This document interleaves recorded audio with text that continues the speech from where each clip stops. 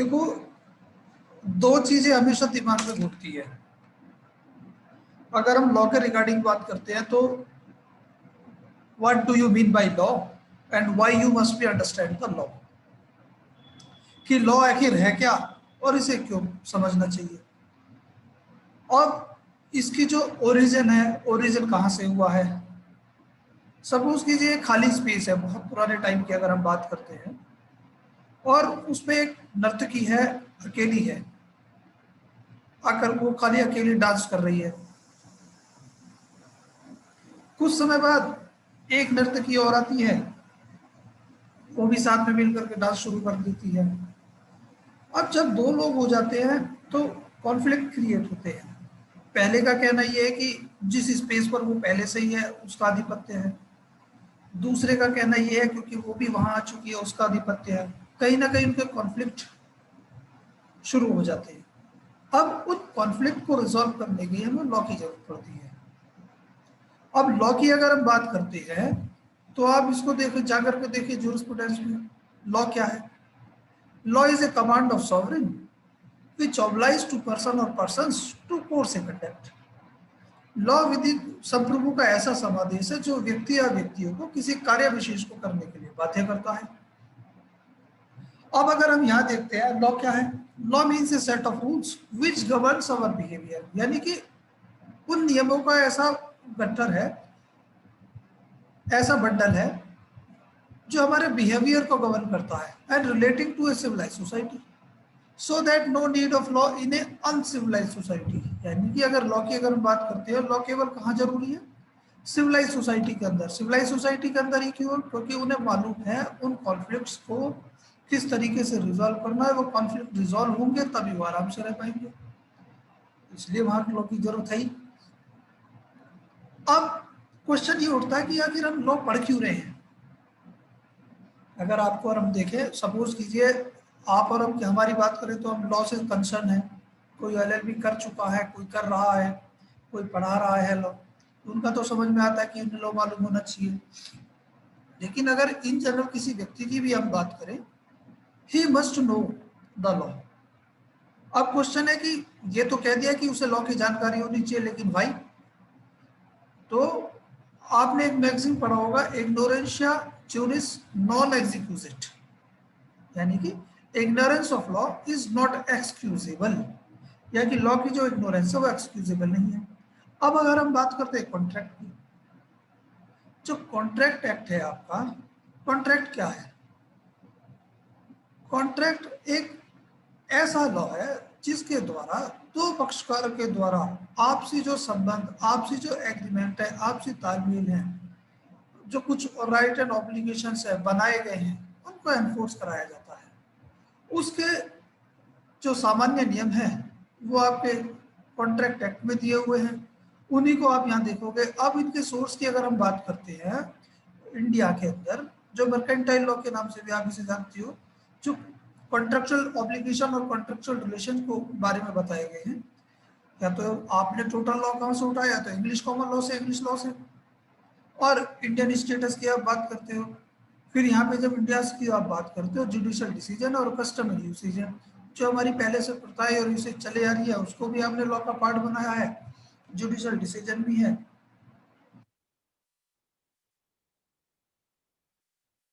अब कमेंसमेंट, तीन चीजें आप देखते हो किसी भी लॉ में, कि एक तो उसका जो शॉर्ट टाइटल है वो क्या है, नाम क्या है,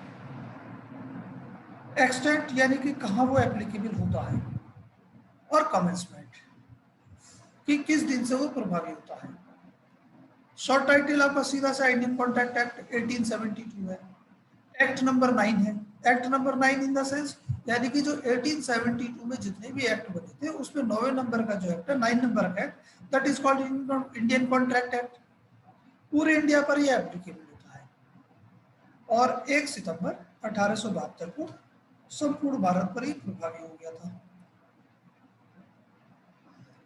कॉन्ट्रैक्ट की अगर आप बात करते हो तो आप फॉर्मेशन से जब बात कर जाएंगे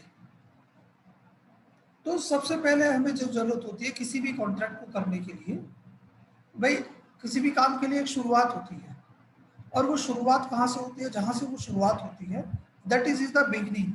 ऑफ सच जर्नी, यानी कि कॉन्ट्रैक्ट की जो जर्नी है, इस जर्नी की शुरुआत होती है ऑफर से, जिसे आप प्रपोजल भी कह देते हो। अब अगर इन नॉर्मली अगर कॉन्ट्रैक्ट को देखें तो कॉन्ट्रैक्ट को आपको सेक्शन 2H में डिफाइन किया हुआ है, an agreement enforceable bye law is a contract. लेकिन कुछ जूरिस्ट है जिन्होंने अलग अलग इसकी डेफिनेशन दी हुई है। Every agreement and promise enforceable at law is a contract, यानी कि प्रत्येक करार और वचन जो विधि द्वारा परिवर्तनीय है वो कॉन्ट्रैक्ट है। अब इसमें से आप प्रॉमिस को हटा दीजिए, every an agreement enforceable bye law is a contract, ऐसा करार जो विधि द्वारा परिवर्तनीय है वो कॉन्ट्रैक्ट होंगे। एक contract is an agreement between two और मोर पर्सन। कॉन्ट्रैक्ट क्या है? एक करार है दो या दो से अधिक व्यक्तियों के बीच में, जिसमें आशय क्या है? Which is intended to be enforceable at law, जो विधि द्वारा परिवर्तनीय हो, and is contracted by acceptance by one party, एक के द्वारा उसको एक्सेप्ट किया है, an offer made by him by the other party, और उसे ऑफर जो किया गया किसी दूसरे पक्षकार के द्वारा किया गया है। To do or abstain from doing some act that is stated by elsewhere, और सालमन ने सीधा कह दिया a contract is an agreement creating and defining obligation between the parties. Contract क्या एक ऐसा एग्रीमेंट है जो ऑब्लिगेशन को क्रिएट करता है और उनके डिफाइन करता है दोनों पक्षकारों के मध्य। अब जब हम जर्नी की बात कर रहे थे, जर्नी जहां से शुरू होती है, जर्नी होती है हमारी शुरू ऑफर से। सबसे पहले ऑफर आएगा, ऑफर के बाद आप चलोगे तो यानी कि आप सपोज कीजिए मेरे और आपकी बीच की बात करें, मैं दीपक जी से कहता हूं कि दीपक जी मैं आपके साथ एक बिजनेस शुरू करना चाहता हूं, या मेरी जो कार है ये मैं आपको बेचना चाहता हूं, ये ऑफर हुआ मेरी तरफ से। अब जब जर्नी स्टार्ट होती है इसके बाद उनका काम हो जाता है, तो दीपक जी उसे एक्सेप्ट कर लेते हैं, ठीक है सर मैं आपकी कार खरीदना चाहता हूँ, दैट इज सेकंड स्टेप। जैसे ही ये मेरे ऑफर को एक्सेप्ट करते हैं इट बिकम्स प्रॉमिस।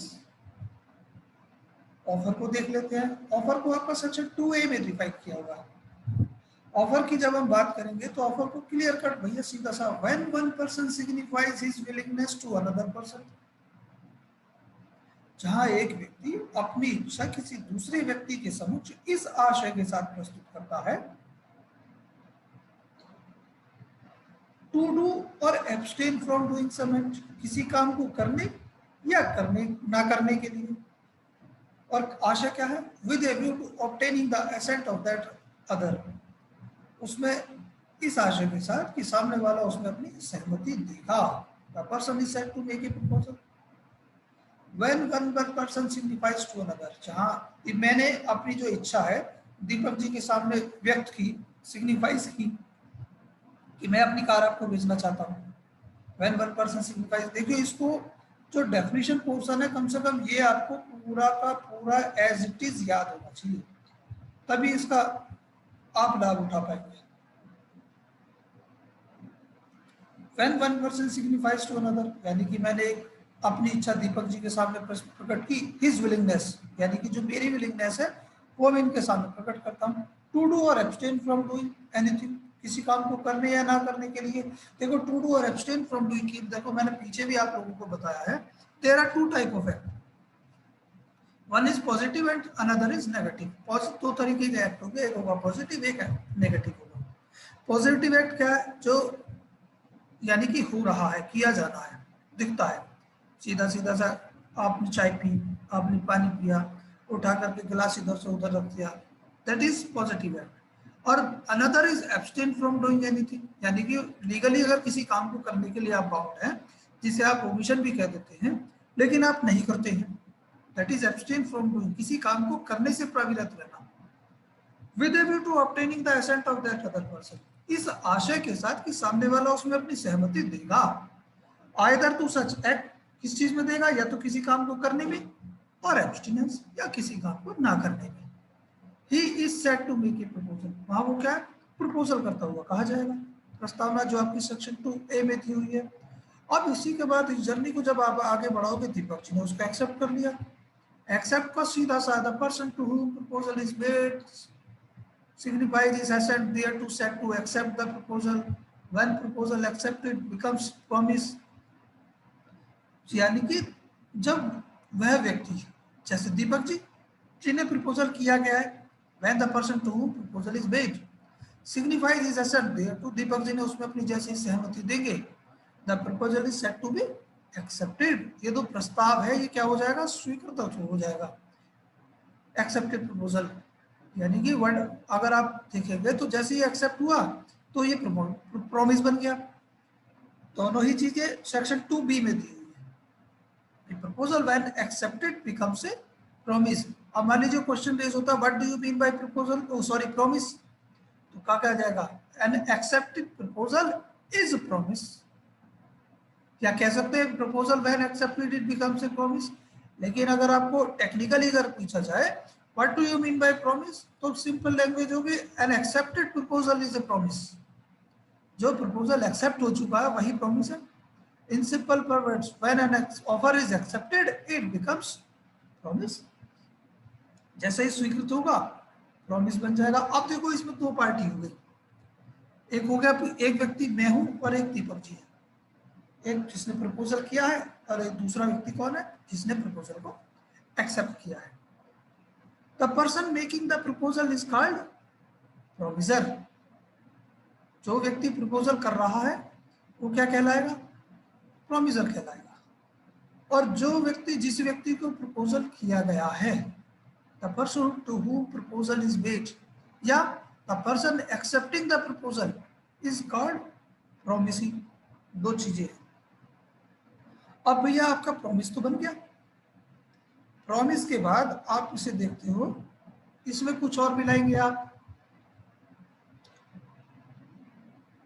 मनीष क्या मिलाएंगे इसमें,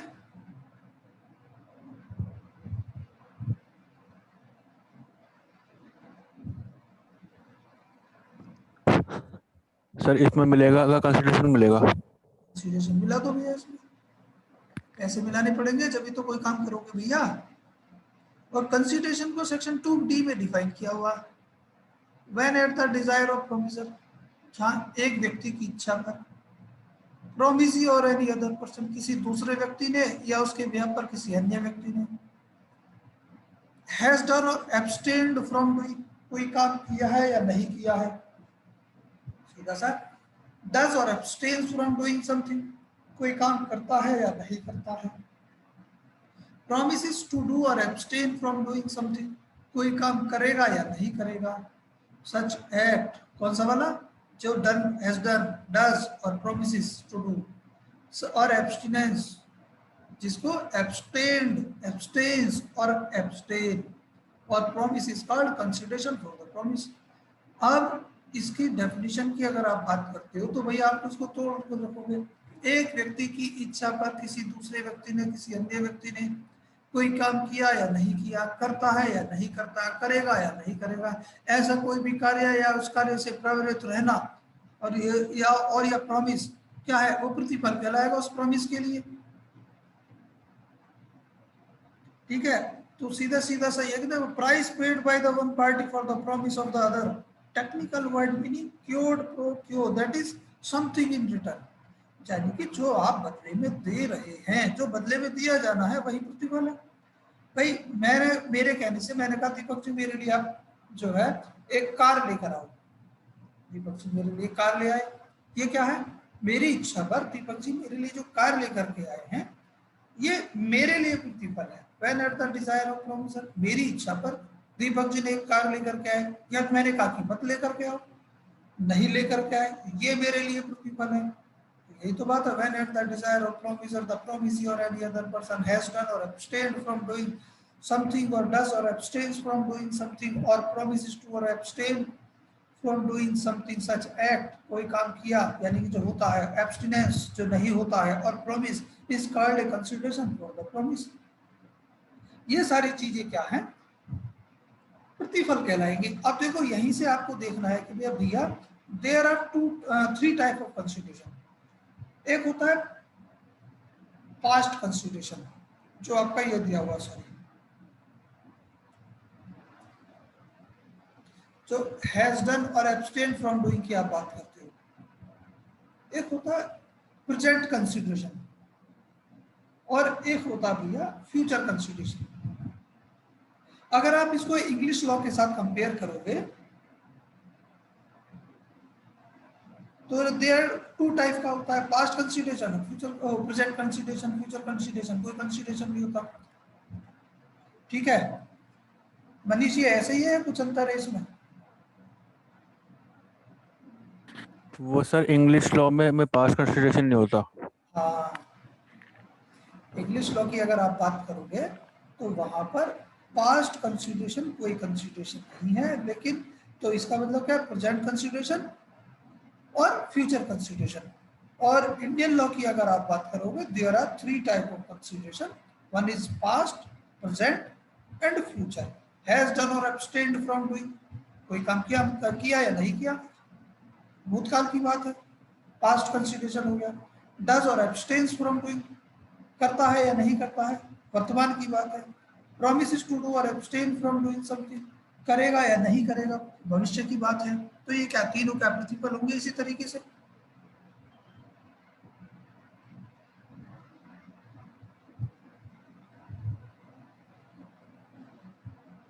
ये तीनों इसी तरीके से प्रतिफल होंगे। इस दोनों के साथ अंतर बना के रखना है यहाँ पर। अगर आपसे पूछा जाए what do you mean by consideration and what is the difference between English law and Indian law, और इंडियन लॉ में there are three type of consideration, past consideration, present consideration and future consideration. And when we talks about the English law there is only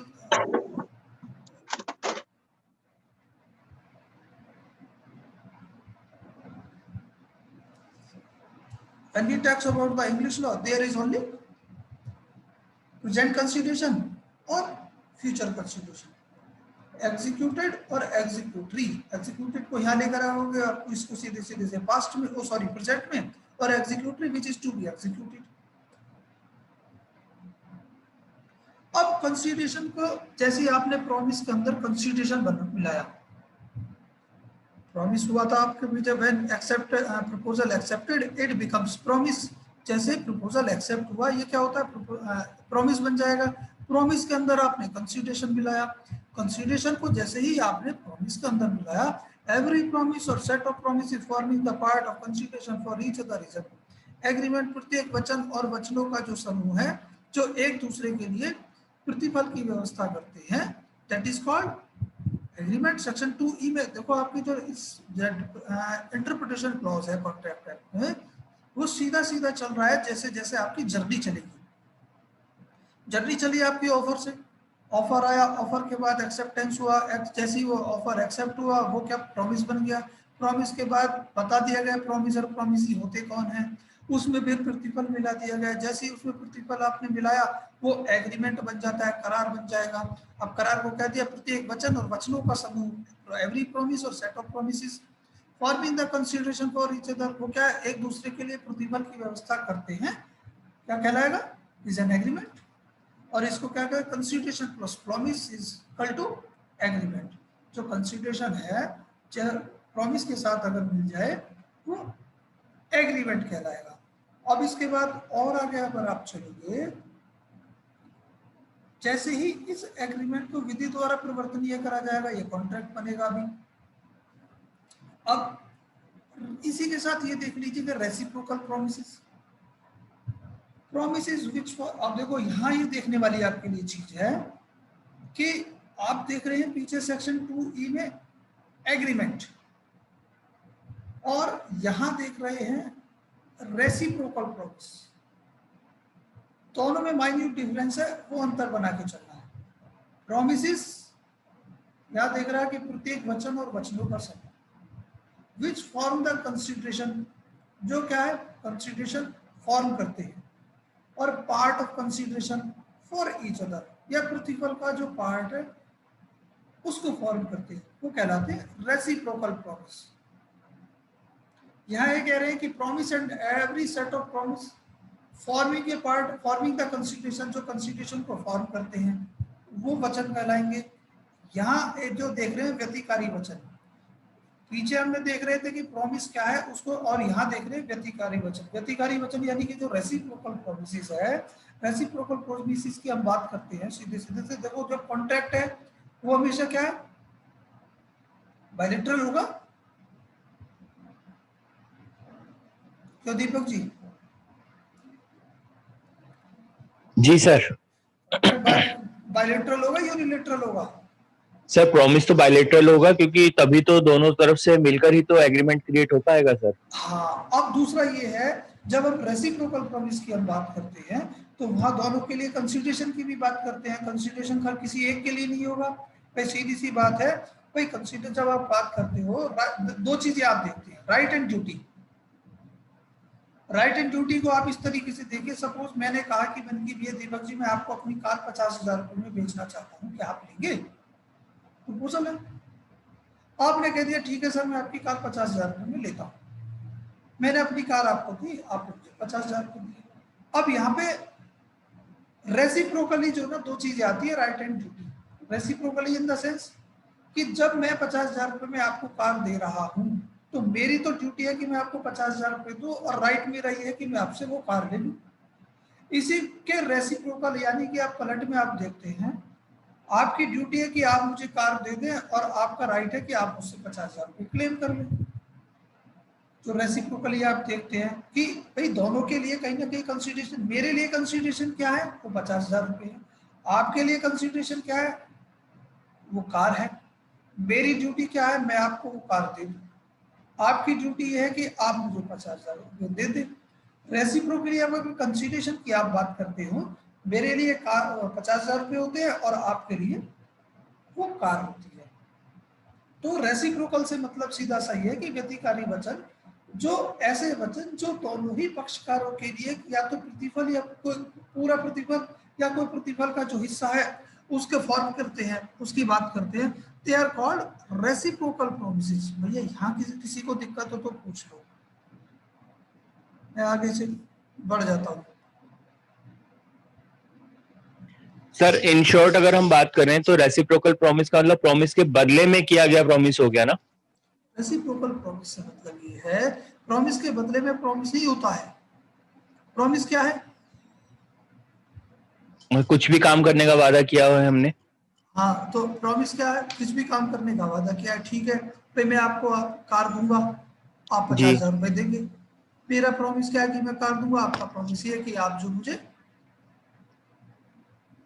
50,000 रुपए देंगे। अब यहाँ पर बदले में प्रतिफल की हम बात करते हैं, बदले के बदले में प्रॉमिस नहीं, प्रतिफल के बदले में प्रतिफल। एक जो वचन है आपका, जो प्रोमिस है, जो उन प्रॉमिस में ही इंक्लूड है कि मैं आपको एक कोई चीज अगर देता हूं उसके बदले में आप मुझे ये चीज देंगे, that is called reciprocal promise.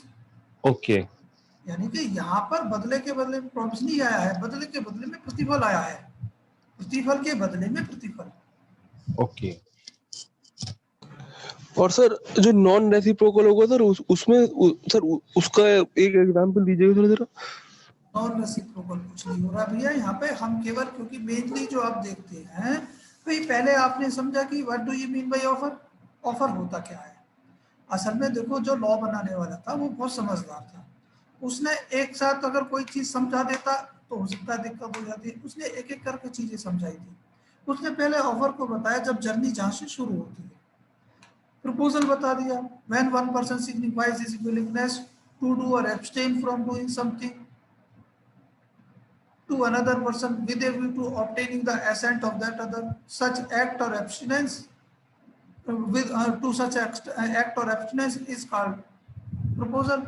चाहे एक व्यक्ति अपने किसी काम को करने या ना करने के लिए अपनी इच्छा किसी दूसरे व्यक्ति के समक्ष इस आशा के साथ प्रकट करता है कि सामने वाला व्यक्ति इस काम को करने या ना करने में अपनी सहमति देगा, वो प्रस्ताव करता हुआ कहा जाएगा।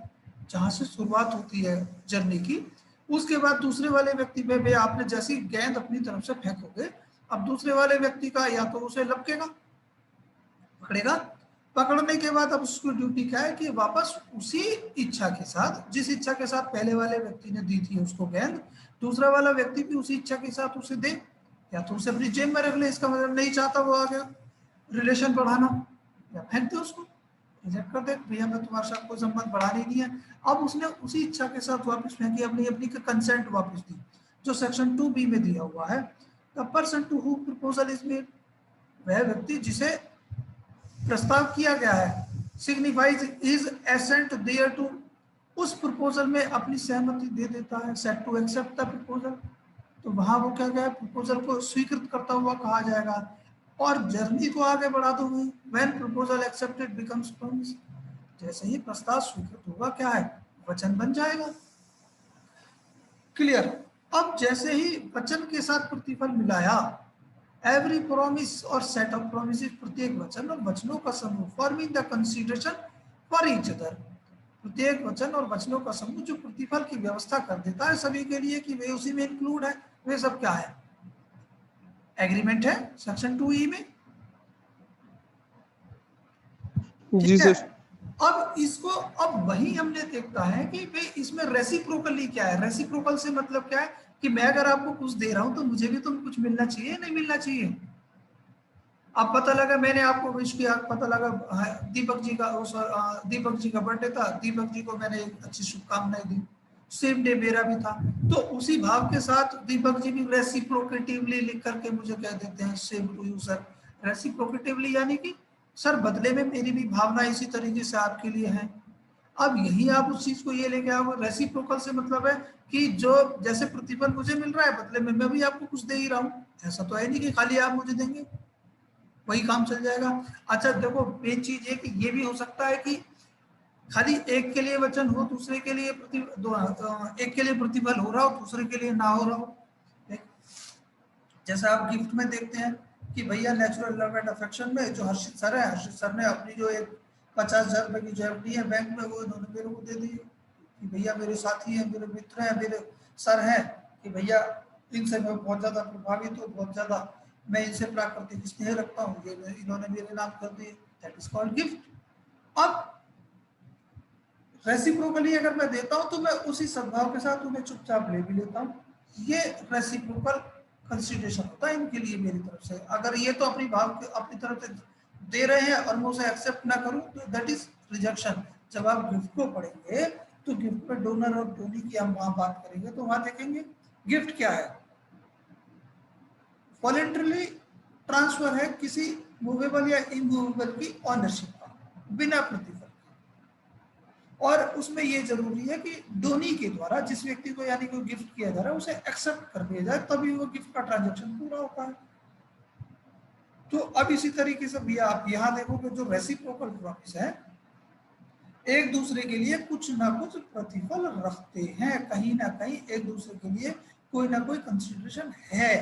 That's why it is called reciprocal promises. जो प्रॉमिस है उसमें वो प्रॉमिस इस तरीके से होना चाहिए। अभी आप मान लीजिए सीधा सा है, भाई मैंने आपसे कहा कि दीपक जी आप मुझे पढ़ाना शुरू कर दो, ठीक है दीपक जी ने मुझे पढ़ाना शुरू कर दिया, भाई मेरे लिए तो कंसिडरेशन है। अब दीपक जी कहेंगे सर मेरा तो इसमें कुछ आ ही नहीं रहा, रेसिप्रोकली मुझे भी कुछ चाहिए इसमें, तो रेसिप्रोकली क्या जाएगा, फिर मैं भैया फीस पेड करूंगा। यहां तक भैया किसी को कोई डाउट है? सर हाँ अर्षित सर बोलो। सर फॉर एग्जाम्पल सपोज करिए कि मैं किसी शॉप पे गया, हाँ मैंने उससे पूछा कि क्या तुम मुझे एक चॉकलेट दोगे, फिर बोला दोगे सही। नहीं भैया, उसके बाद आपने 5 रुपए निकाल के दिया कि भैया 5 रुपए वाली चॉकलेट दे दो। सही है। और हाँ उन्होंने मुझे जो है चॉकलेट दे दी, बस बात खत्म, उनके लिए 5 रुपए प्रतिफल, आपके लिए चॉकलेट प्रतिफल। तो सर ये रेसिप्रोकल हो गया। रेसिप्रोकल होगा भाई, कुछ तो लेके आ रहे हो, कुछ दे के आ रहे हो। और अगर वो मुझे चॉकलेट में 5 रुपए देता और वो मुझे चॉकलेट नहीं देते हाँ तो वो रेसिप्रोकल नहीं होता फिर वो। चॉकलेट, अरे तुम्हारे क्या, तुमने 5 रुपए दिए उसने देने से मना कर दिया, वो रिजेक्शन ऑफर हो गया, रिजेक्शन ऑफ ऑफर।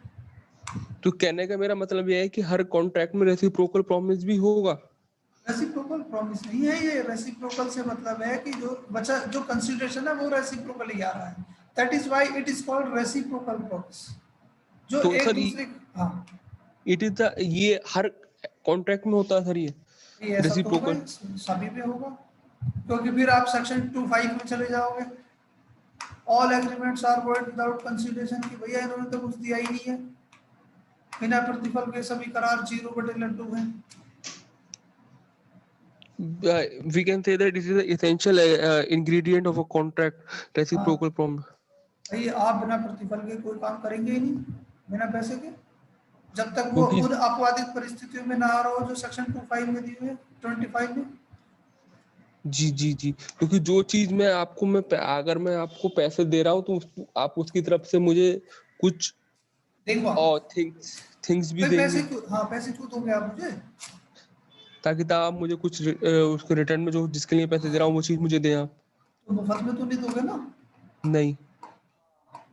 तो यानी कि नहीं। आपकी भी कुछ इच्छा है, उसी इच्छा के पूर्ति के लिए आप मुझे कुछ पेड कर रहे हैं, जी जी ठीक है ना। जी। हाँ अब भैया और बाकी किस किस के हाथ और खड़े हुए थे अभी?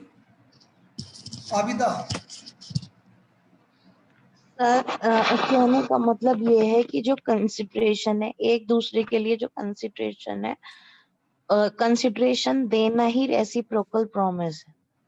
जो मतलब ऐसे जो देखो हम यहाँ पे जो देखते हैं भाई, कोई स्टेटमेंट की बात करते हैं, प्रॉमिस क्या है? अगर आप देखोगे सीधे सीधे से एक स्टेटमेंट है, अगर आप डॉक्यूमेंट्री फॉर्म में करोगे जो एग्रीमेंट है, अब उसमें आप ये देखना शुरू करोगे उसकी वैलिडिटी के लिए कि भाई जो कंसिडरेशन, क्योंकि एसेंशियल एलिमेंट है किसी भी कॉन्ट्रैक्ट को फॉर्म करने के लिए, यहाँ ये देखते हैं कि कंसिडरेशन है या नहीं है। अब कंसिडरेशन है, आपको दिखाई दिया कि एक को तो मिल रहा है दूसरे को नहीं मिल रहा, तो यानी कि ये नहीं है कि सीधे सीधे से कि वो वैलिड हो जाएगा कि खाली कंसिडरेशन है, और दोनों की हम बात करेंगे, जी। ठीक है दीपक तो जी। सर और अच्छा वो बेटा, सर वो कंसिडरेशन किसी सर्विस के फॉर्म में भी हो सकती है या कुछ भी हाँ हो सकता है। Consideration in any form, in any form मतलब वस्तु के बदले में वस्तु हो सकती है, दैट इज कॉल्ड एक्सचेंज। वस्तु के बदले में पैसा हो सकता है, सॉरी वस्तु के बदले में वस्तु होती है, that is called barter system. वस्तु के बदले में जी। या सर्विसेज के बदले में पैसे, वस्तु के बदले में पैसे हो सकते हैं, दैट इज कॉल्ड सेल। और वस्तु किसी पैसे के बदले में सर्विसेज हो सकती है, सेवाएं हो सकती हैं, that is called services, contract of services. दूसरा सर मेरा हाँ एक क्वेश्चन ये है कि सर अगर हम प्रॉमिस करते हैं, प्रॉमिस में भी तो हम ये मतलब एग्रीमेंट, सर एग्रीमेंट में और रेसिप्रोकल प्रॉमिस में क्या डिफरेंस होगा?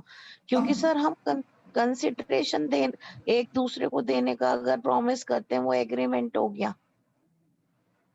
नहीं देखो ये है सीधा सा जवाब।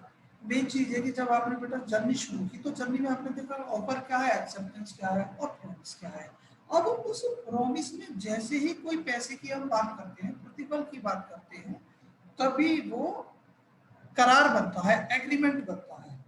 अब जी। जो रेसिप्रोकल प्रॉमिसेस होते हैं अधिकतर सभी एग्रीमेंट, रेसिप्रोकल प्रॉमिसेस ये है कि वे स्टेटमेंट, ऐसे प्रॉमिस, ऐसे वचन जो प्रत्येक पक्षकारों के लिए प्रतिफल या प्रतिफल का कोई भाग फॉर्म करते हैं, तैयार करते हैं, वो रेसिप्रोकल प्रॉमिसेस कहलाते हैं, व्यतिकारी वचन। यानी कि सीधे सीधे से कि भैया मैं आपको कार दूंगा, ठीक है सर मैं आपको पैसे दूंगा। सर इसका मतलब ये हुआ कि एग्रीमेंट में कंसिडरेशन हो भी सकता है और नहीं भी हो सकता। आप 25 में जाकर देखेंगे सर एग्रीमेंट पूछ में रही हूँ मैं कंसिडर तो। नहीं, एग्रीमेंट में कंसिडरेशन ही होगा। अच्छा, हाँ तो सर क्योंकि मैं डिफरेंस नहीं समझ पा रही आपको सर। इसमें डिफरेंस नहीं करना है, आपको तो केवल इसको समझना है, क्योंकि डिफरेंस जब आएगा, एग्रीमेंट जो है enforceable by law is a contract, agreement not enforceable by law is A void agreement. Yes आपको सर। वहां देखना है, आपको तो जो ये जो ये रेसिप्रोकल प्रॉमिस है या नहीं है ये देखना है। भाई आप हमेशा किसी भी काम को करने के लिए, अगर मैंने कहा कि भैया सुबह 8 बजे से क्लास है, ठीक है 8 बजे ना चाहते हुए भी सब उठ करके बैठ गए, सबसे पहले तो मैं ही उठ गया, मेरी भी इच्छा नहीं थी, ठीक। अब ये जो उठ करके बैठना है, यहाँ हर व्यक्ति फिर ये देखेगा कि भैया 8 बजे में उठकर बैठ तो रहा क्लास में, कुछ मिलेगा भी या नहीं मिलेगा, जी।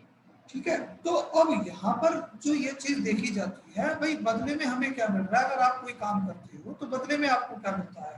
भाई दीपक जी को मैंने अपनी कार दी तो बदले में मुझे 50,000 रुपये मिले, ये तो रेसिप्रोकल है। उस स्टेटमेंट में दीपक जी मैं आपको अपनी कार बेचना चाहता हूँ 50,000 रुपये में, जी। अब यहाँ पर क्या है, सीधे सीधे से ऑफर। ऑफर हो गया, और जी। उन्होंने कहा था ठीक है सर मैं आपकी कार 50,000 रुपये में खरीदने के लिए तैयार हूँ। ये क्या हुआ, एक्सेप्टेंस। और क्या बन गया, प्रॉमिस। कंसीडरेशन क्या है इसमें, सर एक दूसरे के, एक के लिए कार है, एक के लिए पैसा है। 50,000 रुपये खत्म हो जी। गया। जी। दीपक जी मैं अपनी कार बेचना चाहता हूँ, ठीक है सर मैं ये आपकी कार खरीद, दीपक जी मैं अपनी कार बेचना चाहता हूँ, ठीक है सर मैं आपकी कार खरीदने के लिए तैयार हूँ। जी अभी क्या है ये, सर ये तो अभी सिर्फ ऑफर और एक्सेप्टेंस है। नहीं ऑफर ने एक्सेप्टेंस कर ली है, ठीक है मैं सर तैयार हूँ खरीदने के लिए, एक्सेप्ट हो गया। जी, अभी क्या है ये, मतलब ये खरीदना जो है ये कंसिडरेशन है। अभी तो एक प्रॉमिस ही है खाली। वही कह रही हूँ सर, अभी तो हाँ ऑफर एक्सेप्टेंस दो ही चीजें एक्सेप्ट हैं। हुआ, अभी दो ही चीजें, प्रॉमिस बना है केवल अभी ये, जी। जी। अब इसमें पैसे मिला तो ठीक सर मैं तैयार हूँ, बता दीजिए कितने की देंगे, 50 की दूंगा भैया, ठीक है सर 50 की ले ली, जी सर। ठीक है ना। जी। दीपक जी कुछ कह रहे थे आप, सर जो हमारे सेक्शन 25 के होते हैं कॉन्ट्रैक्ट, जहाँ पे सिर्फ नेचुरल लव एंड अफेक्शन वाले पॉइंट आते हैं, कंसिडरेशन रिक्वायर्ड नहीं होता है, तो वहां पे रेसिप्रोकल प्रॉमिस का एब्सेंस माना जाता है, या जो नेचुरल लव एंड अफेक्शन है उसी को रेसिप्रोकल प्रॉमिस माना जाता है? अभी उसमें वहाँ प्रॉमिस नहीं देखोगे, वहाँ उसे वही एग्रीमेंट की पूछ फॉर्म रही में थी मैं। देखोगे, वहाँ उसे आप एग्रीमेंट की फॉर्म में देखोगे। भाई सेक्शन 25 ये कहता है कि भाई आपने एग्रीमेंट समझ लिया, क्योंकि जो ना जी। आपने जैसी एग्रीमेंट आपको समझ में आया, एग्रीमेंट विधि द्वारा परिवर्तनीय है वे सभी कॉन्ट्रैक्ट है, जी। और फिर 25 ये कहता है कि बिना प्रतिफल के सभी करार जीरो है। Right sir. तो यानी कि कंसिडरेशन जरूरी है एग्रीमेंट के लिए, एसेंशियल फॉर्म है। ठीक है। तो यहाँ पर तो कंसिडरेशन की आप बात ही कर रहे हो, जब तक कि नहीं। वो संपादित, आप गलत डायरेक्शन में जा रहे हैं। अच्छा। सर पूछूं आप गलत एक, डायरेक्शन में इसलिए जा रहे हैं क्योंकि आपको यहाँ पर रेसिप्रोकल प्रॉमिस समझना है, नहीं वो क्लियर है सर, ठीक है। मेरे को वो और पॉइंट तो क्लियर हो गया। हाँ सर और मेरे इसका मतलब ये हुआ कि जो एग्रीमेंट है उसमें कंसिडरेशन एक की तरफ से भी हो सकती है, और रेसिप्रोकल प्रॉमिस में कंसिडरेशन दोनों की तरफ से होगी, ऐसा कुछ सर? भाई रेसिप्रोकल प्रॉमिस है या प्रॉमिस है, वो तो पार्ट ऑफ एग्रीमेंट है, एग्रीमेंट का एसेंशियल है वो। आप प्रॉमिस को किसी भी आवश्यक तत्व को मेन चीज के साथ कैसे डिफरेंशिएट करेंगे। भाई एग्रीमेंट क्या है, प्रॉमिस और set of promise is forming the consideration for each other is an agreement. अब यार रेसिप्रोकल प्रॉमिस भी अगर होगा तो वो तो किसी एग्रीमेंट का एसेंशियल होगा ना।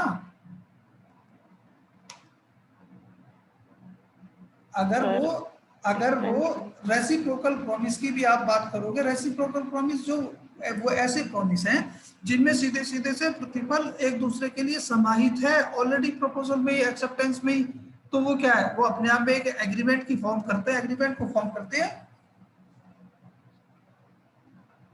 नहीं हुआ सर क्लियर। भाई सीधा सा है भाई, आप ये मान के चलिए कि आप क्या पढ़ रहे हैं, कॉन्ट्रैक्ट।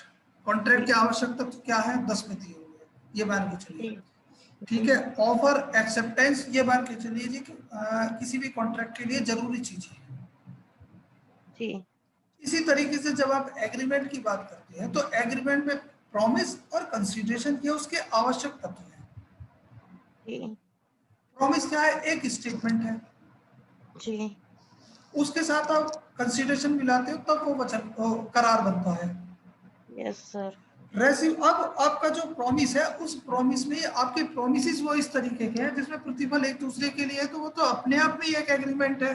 आप इसको किसी भी एसेंशियल पार्ट को किसी मेन कंटेंट के साथ, जो मेन चीज जिसका वो एसेंशियल पार्ट है, उसके साथ कैसे डिफरेंशिएट करेंगे। वही तो कह रही हूँ तो सर। उसके साथ आपको नहीं करना है। मतलब अगर देखा जाए तो रेसिप्रोकल प्रॉमिस और एग्रीमेंट एक ही चीज है। देखा जाए तो एक ही चीज है। अच्छा ठीक है। एक ही तो बात हुई भाई। आपने एग्रीमेंट में कहता है कंसीडरेशन प्लस प्रॉमिस।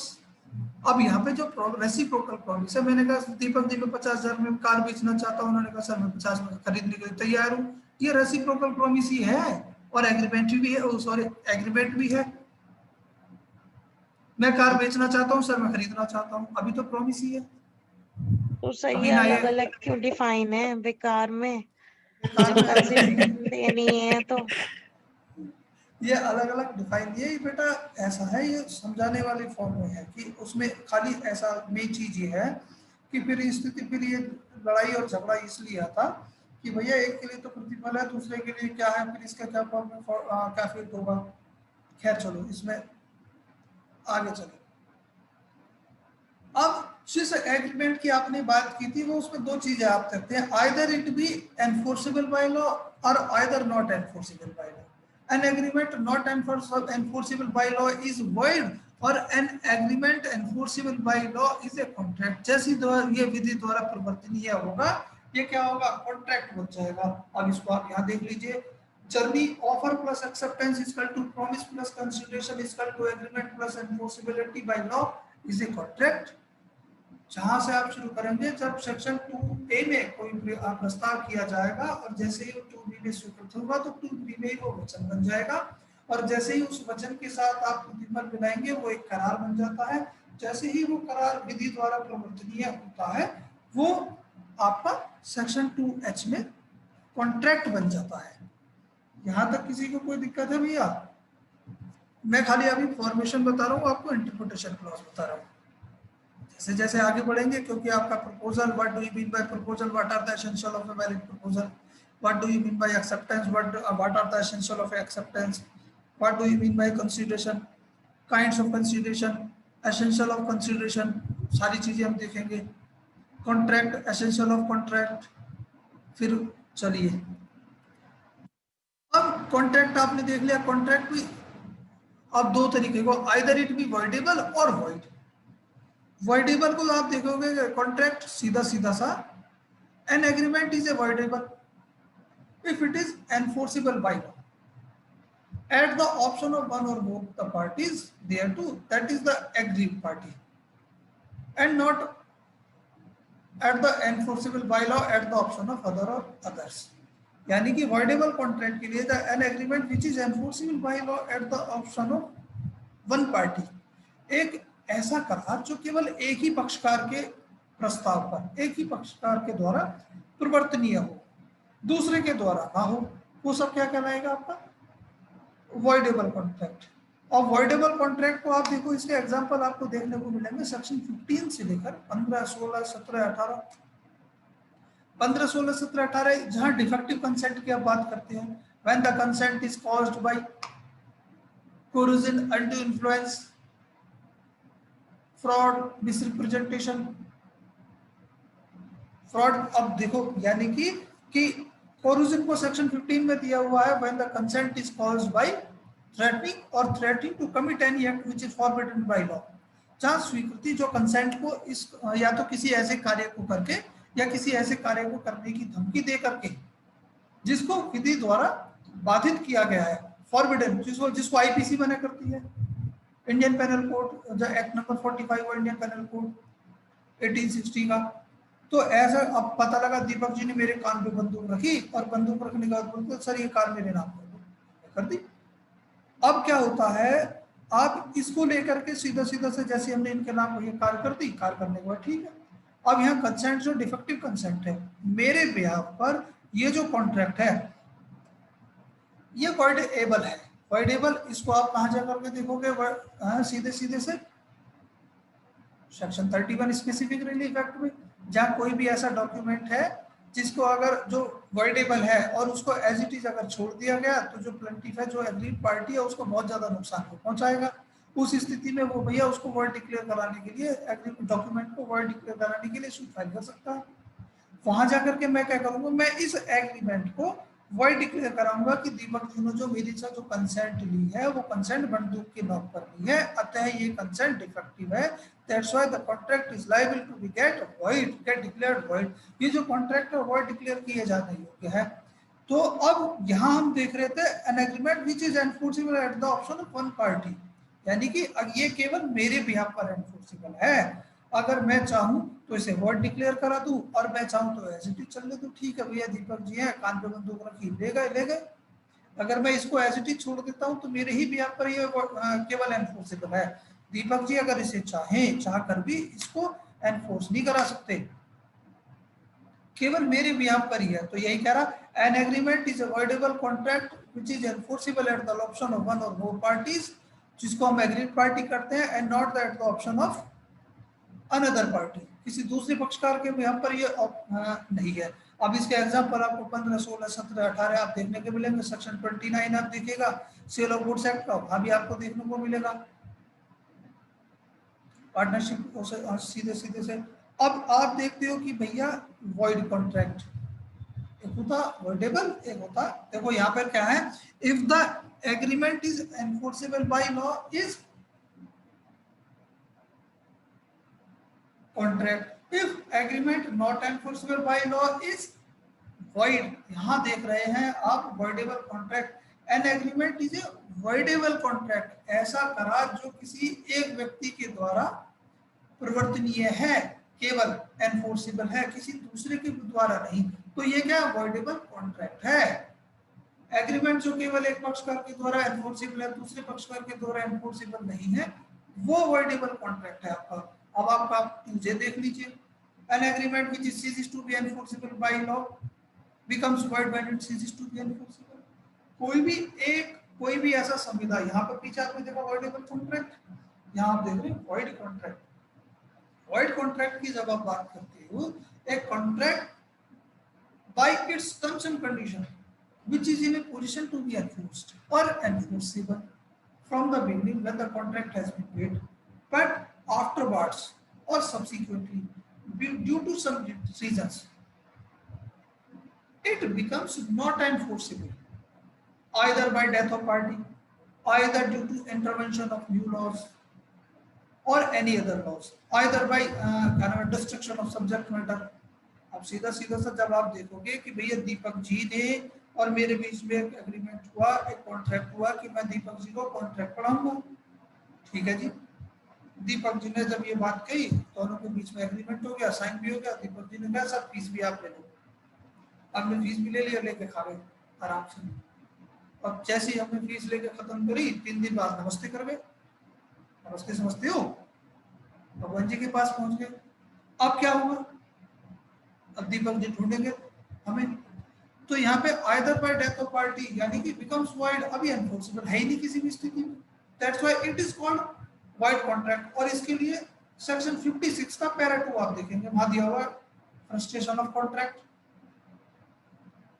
जो संविदा की नैराश्य का सिद्धांत है, वो इसका एग्जांपल है। Section 56 para 2 Indian contract act, a contract which is ceases to be enforceable, ऐसी संविदा जो विधि द्वारा परिवर्तनीय नहीं है, परिवर्तनीय नहीं रह जाती है, बाय लॉ बिकम्स वॉइड, वो उस समय वॉइड शून्य हो जाएगी जैसे ही ये क्या है, अपनी एनफोर्सेबिलिटी को छोड़ देगी। अपना एनफोर्सेबल होना जैसे ही इसका खत्म हो जाएगा, ये क्या हो जाएगी, सीज कर जाएगी, उस समय 0 हो जाएगी।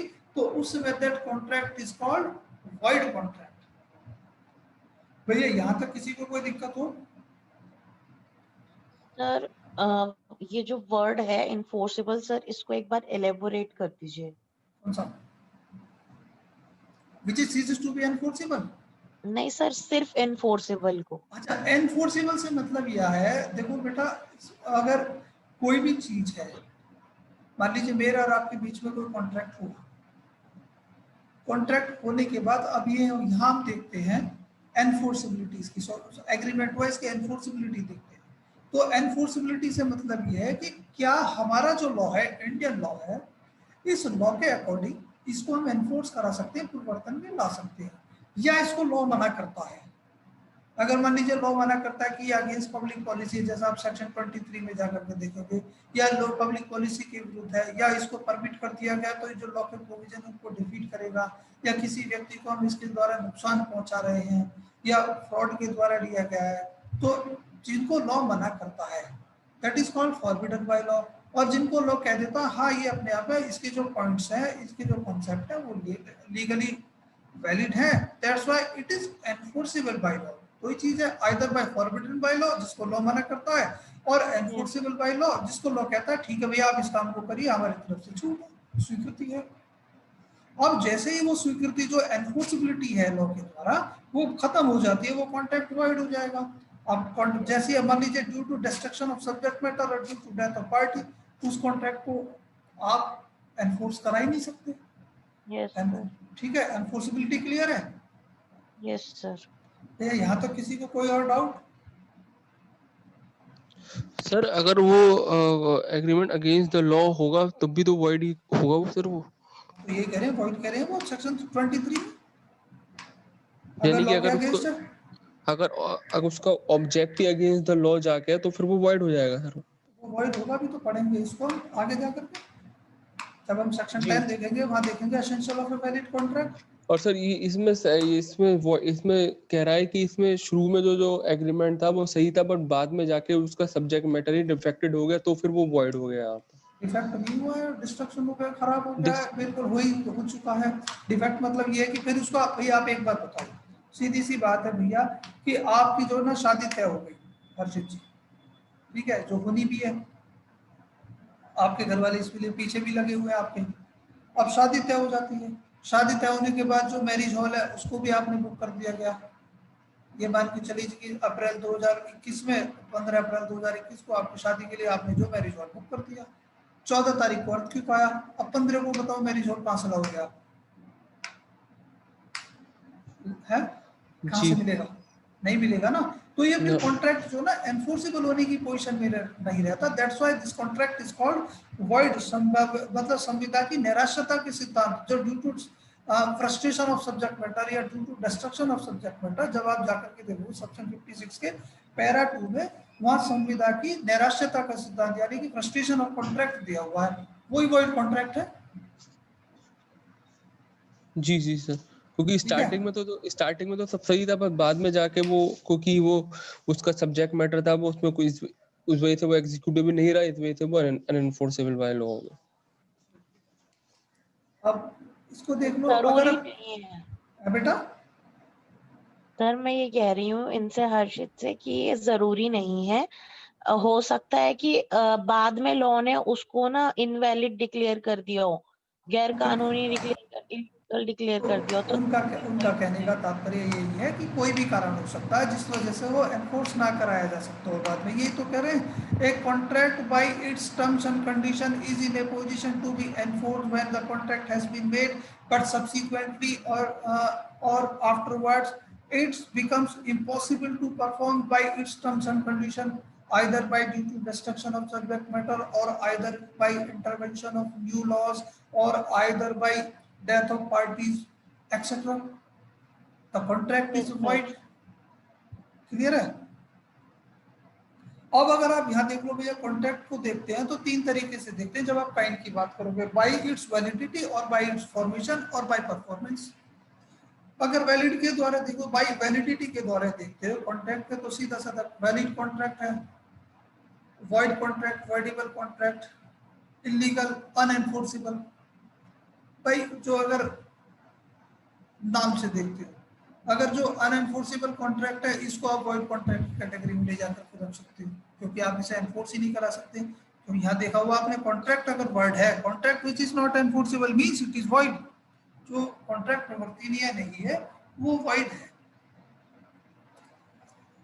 और बाय फॉर्मेशन की अगर आप बात करोगे, फॉर्मेशन में आपने देखा तो ऑफर है, एक्सेप्टेंस है, फिर उसके बाद प्रॉमिस बनता है, प्रॉमिस के बाद उसमें वचन भी आप मिलाओगे, जैसे ही वचन मिलेगा वो करार बनेगा, करार जब होगा उसके साथ करार जैसी विधि द्वारा प्रवर्तनीय होगा वो कॉन्ट्रैक्ट होगा। अब यहाँ पे एक होता है express contract. Express contract in the sense यानी कि जो प्रत्यक्ष रूप से, जिसे आप कहते हैं ओरल कॉन्ट्रैक्ट भी कह सकते हो या इन डॉक्यूमेंट्री फॉर्म में।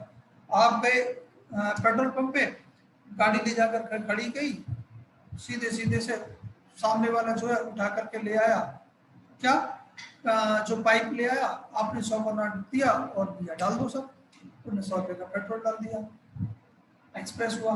अब इम्प्लाइड क्या है, बस आ रही है स्टैंड पे, बस स्टॉप पे आप खड़े हुए, आप उसमें चढ़ गए, भाई बिना पैसे दिए उतर जाएगा कोई? अब बाई इम्प्लाइड से मतलब बाई कंडक्ट, आपका जो कंडक्ट है वो इस चीज को एक्सप्रेस करता है कि सीधे सीधे से कोई कॉन्ट्रैक्ट फॉर्म हो गया है। आप बस आई, आप बस में चढ़ गए भाई, ना तो ड्राइवर ने केवल रोकी है, बस आपको चढ़ना है या नहीं चढ़ना है आपके ऊपर है, आप चढ़ गए। नेक्स्ट स्टॉप पर जाकर जब अगले फ्रंट गेट की तरफ से आप उतरेंगे तो कंडक्टर आपसे पूछ लेगा कि भैया पैसे टिकट के। आप कहोगे कि भाई मैंने तो पाई नहीं, आपके मेरे बीच में वो कॉन्ट्रैक्ट ही नहीं हुआ, तो आप ऐसा नहीं कर सकते। जो इम्प्लाइड कॉन्ट्रैक्ट है आप कहोगे इसको बाय कंडक्ट, इसको आप सेक्शन 9 में देखिएगा। प्रोमिसेस में भी एक्सप्रेस और इम्प्लाइड, जहां प्रॉमिस को देखते हैं इट में भी एक्सप्रेस और इम्प्लाइड। एक्सप्रेस क्या है? जिनको आप एक्सप्रेस रूप से कह रहे हो, बाय ओरल हो सकता है, बाय इन रिटन फॉर्म हो सकता है, और जो इम्प्लाइड से मतलब जो बाय कंडक्ट। अब इसी तरीके से क्वासी कॉन्ट्रैक्ट है। क्वासी कॉन्ट्रैक्ट को आप सेक्शन 68 से लेकर सेक्शन 72 तक देखोगे। यानी कि ऐसे कॉन्ट्रैक्ट जो भाई कॉन्ट्रैक्ट के लिए आप देखते हैं ऑफर चाहिए, एक्सेप्टेंस चाहिए, प्रपोजल चाहिए, सॉरी प्रॉमिस चाहिए, कंसीडरेशन चाहिए, और फिर ये सारी चीजें आएंगी। लेकिन क्वासी कॉन्ट्रैक्ट में ना ऑफर होता है ना एक्सेप्टेंस होता है, बट दे रिजेंबल करते हैं उन कॉन्ट्रैक्ट की फॉर्म के साथ ही, जैसे 68 में दिया हुआ necessary supplies to a minor और लिमिटेड। कि अगर किसी माइनर को, अब माइनर की जब हम बात करेंगे, माइनर को भी कॉम्पिटेंट है ही नहीं कॉन्ट्रैक्ट करने के लिए। कॉम्पिटेंसी आपको दिया हुआ है सेक्शन 11 में, a person is competent to contract when he attains the age of 18 years. यानी कि जब वो 18 साल की एज को कंप्लीट कर लेता है, सीधे सीधे से वो क्या है, कॉम्पिटेंट कहलाएगा। When he attains the age, मतलब व्हेन ही बिकम्स मेजर और साउंड माइंड और not barred by any law, he competent होगा। और जब एज मेजॉरिटी को वो प्राप्त कर लेता है तभी वो कॉम्पिटेंट होता है। लेकिन अगर उसने मेजॉरिटी को प्राप्त नहीं हो, माइनर छोटा सा बच्चा है, अब उस छोटे से बच्चे को अगर कोई नेसेसरी सप्लाईज की जाती है किसी भी व्यक्ति के द्वारा, उसको जीने के लिए नेसेसरीज क्या है, तो ऐसी सभी आवश्यकता की वस्तुएं जो जीवन जीने के लिए जरूरी है। तो उस स्थिति में सेक्शन 68 ये कह देता है कि if the necessaries has been supplied by some person to a minor, then the necessaries can be reimbursed from the property of that minor. वो उस प्रॉपर्टी से रिवर्स की जा सकती है, लेकिन पैसे की फॉर्म में उससे नहीं लेगा। अब मान लीजिए बच्चे के पास पैसे भी नहीं है, प्रॉपर्टी नहीं, अगर कोई नेसेसरी सप्लाईज की है दी है, तो उस स्थिति में क्लेम नहीं कर सकता। अगर उसके पास कोई प्रॉपर्टी है तो वो क्लेम कर सकता है। That's why the section 68 comes under the purview of quasi contract. अब इसी तरीके से इंटरेस्टेड पर्सन है, वहीं जब आप 69 में देखोगे payment paid by interested person, payment paid by interested person को अब जब आप 69 में देखोगे, वहां दीपक जी ने क्या किया, एक किराए पर मकान लिया हर्षित जी के यहाँ पे। दीपक जी किराए पर आकर रहने शुरू हो गए। तो ये हुआ था कि जो बिजली का बिल है वो सब हर्षित जी जमा कराएंगे, लेकिन पिछला कुछ बकाया था उसमें मकान पे जो जमा कराना था हर्षित जी को। अब बिजली वाले कनेक्शन काटने के लिए आ गए। दीपक जी के एग्जाम थे, बिजली वालों को देखकर इनके होश हो गए कि भैया सुबह एग्जाम है, मुझे पढ़ना भी है, लाइट काट देंगे तो पढ़ूंगा कैसे। तो नीचे उतर गए, भैया क्या बात है, भैया इतना बिल बकाया है। अरे भाई काटो मत इसको।